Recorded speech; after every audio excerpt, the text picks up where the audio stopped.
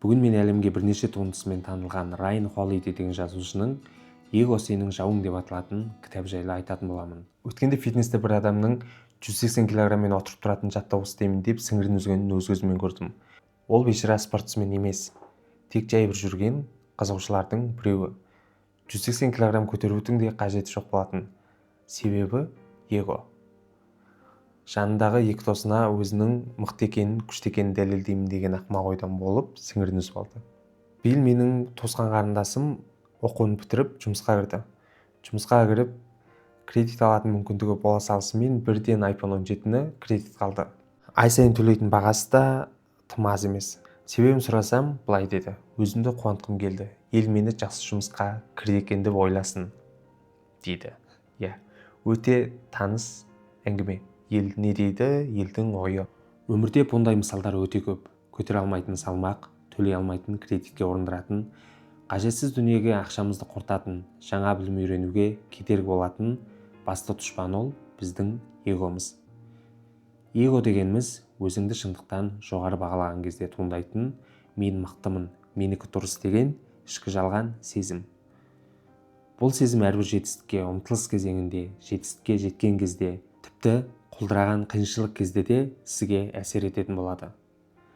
Жазушы Райан Холлиday «Сен неге мақсат етсең де, эго үнемі сенің жауың болады» деп кітабының алғашқы бөлімін бастайды.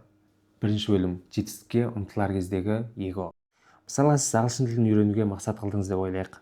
Бұл кезде сіздің эгоңыз ең бірінші маған ағылшын тілі соншалықты керек па, мен қазақша сөйлеп ақ жақсы өмір сүре аламын деген ойды тастайды. Жарайды, сіз бірден керек деп шешім қабылдап, ары қарай жүрдіңіз. Эго тағы бір ой тастайды: курстар қымбат, менде уақыт жоқ. Кейін уақыт болғанда үйренермін деп кері шегеруге тырысады. Мақсатыңыздың алғашқы қадамын істеп, ағылшын тілінің курсына келіп отырдыңыз делік. Қандай да бір тілді алғаш рет үйренген кезде грамматикалық қателіктер, сөзді теріс айту деген сияқты мәселелер болатыны сөзсіз. Сіз бұл мәселелерді шешу үшін біреуден көмек сұрауға тура келеді. Сіз сол кезде ыңғайсызданып, сөздер теріс айтуға ұялып бастасаңыз, онда сіздің эгоңыз жұмыс істеп бастады деген сөз.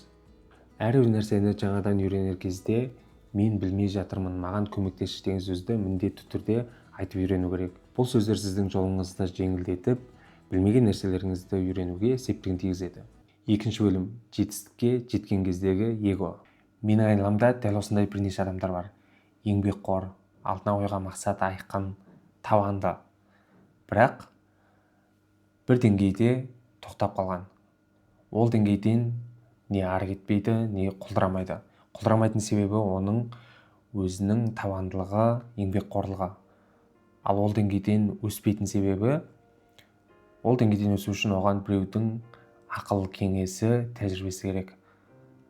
Ал оны тыңдағанға оның менің ішіндегі құлып кедергі болады. Бұл эго. Жұмысыңыз жүріп, бизнесіңіз алға басып, қалаған өміріңізді сүре бастасаңыз, эго деген жаудан тіптен сақ болуды ұмытпаңыз. Себебі адам жетістікке жеткен сәтте мынандай көзқарастар пайда болуы әбден жоғары. Басқаны тыңдамау, мен білем, сен мені тыңда деу. Қажетсіз нәрсеге өзін-өзі дәлелдеуге тырысу. Өзінің бай екенін дәлелдеу үшін керек емес машина, дүние сатып алу сияқты көзқарастар қалыптасуы мүмкін. Бұндай көзқарастар сіздің ары қарай дамуыңызды тоқтатып, құлдырауға, қиыншылыққа алып келеді. Үшінші кезең: сәтсіздік кезеңіндегі эго. Райан Холлиday бұл кітапта сәтсіздік бұл барлығы бітті дегенді білдірмейді. Сәтсіздік ол тәртіп пен табандылыққа үйренетін кезең деп жазған. Шынымен де әрбір сәтсіздіктен кейін қайтадан аяққа тұрып, қайта ұмтылған кезде бұрынғыдан да тәжірибелі, бұрынғыдан да күшті, және әрбір әрекетің бұрынғыдан да оң нәтиже беретін сияқты сезіледі. Бірақ аяққа тұру оңай емес, себебі бұл кезде де біздің эгомыз бізге қарсы жұмыс жасайтын болады. Қалай дейсіздер ғой? Себебі әрбір сәтсіздікке ұшыраған кезде эго бізге өзімізді ақтайтын себеп шығарып береді. Бұған сен кінәлі емессің, сенің кінәң жоқ, жағдай осылай болды деген себептермен эго бізге жауапкершіліктен қашатын мүмкіндік шығарып береді. Ал бұл ойларға бой алдыратын болсақ, ары қарай жауапкершіліктен қашатын бейшараның халіне бірақ түсеміз. Окей достар, мен сіздерге эго деген не екенін, эгоның қай кезеңде бізге қалай әсер ететінін түсіндіре алдым деп ойлаймын. Ары қарай жазушы Райан Холидейдің эгоны жеңуге берген 5 кеңесін сіздерге баяндап берейін. Бірінші кеңесі – үнсіз еңбектен. Себебі эго сөйлегенді жақсы көреді. Мен сондай нәрсе алғалы жатырмын, мен сондай нәрсе жасағалы жатырмын деп.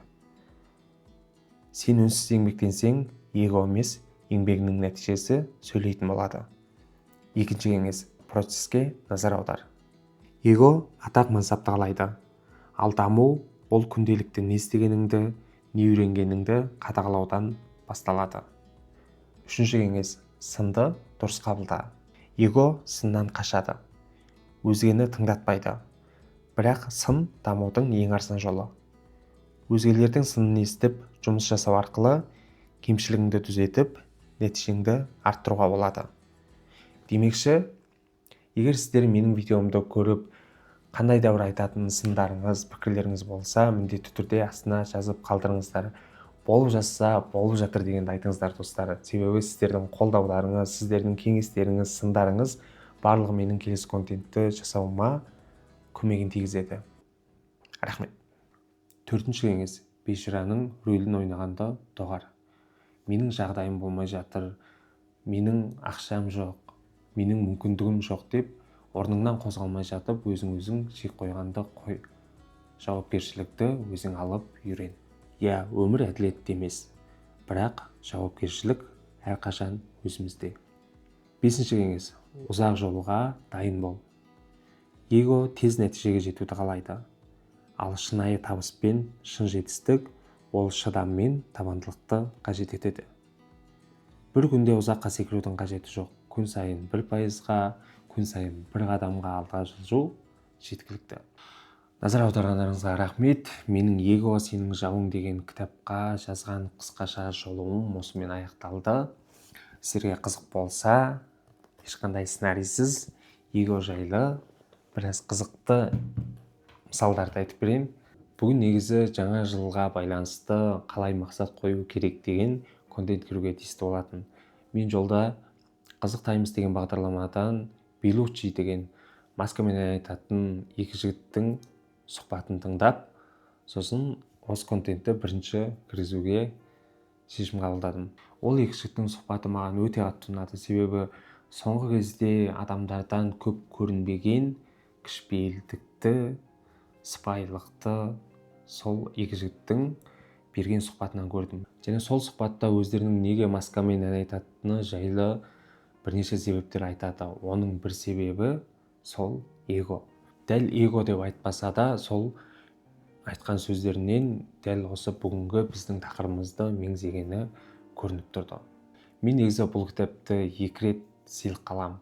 Біріншісі, мен алғаш рет жұмысқа кірген кезде менің алғашқы бастығым маған сыйлыққа берген. Екінші рет мені өте жақсы танитын бір досым маған сыйға тартты. Мен алғаш рет бұл кітапты сыйлыққа алған кезде бұл кітапты оқығым келмеді. Себебі мен мектепте жүрген кезде де сенде сондай эго бар, сен басқалардың сөзін тыңдамайсың деп сондай сындар айтатын. Бірақ мен бұл сындарды қабылдамайтын. Себебі мен эгоны өзіне өзі сенімділік деген ұғыммен шатастыратынмын. Сосын екінші рет сыйлық алғаннан кейін ойлана бастадым. Себебі менің маңайымдағы ата-анам, мұғалімдерім айтатын сындарды кейін мен жұмысқа кірген кезде менің әріптестерім маған айтып бастады. Қазір кітапты оқығаннан кейін ойлап қарасам, шынымен де кейбір нәрселерде мен өзім біліп, өзім жасап, менің ойым теріс болса, үндемей қалып, ойым дұрыс болса, көрдіңдер ме, менікі дұрыс деген сияқты сондай мінез шығаратын. Сосын бұл кітапты оқып бітіріп, ақырын өзіме жұмыс істеп бастап жатырмын. Мысалы, оң нәтижесінен бастап айтатын болсақ, мен сынды өте жақсы қабылдайтын болдым.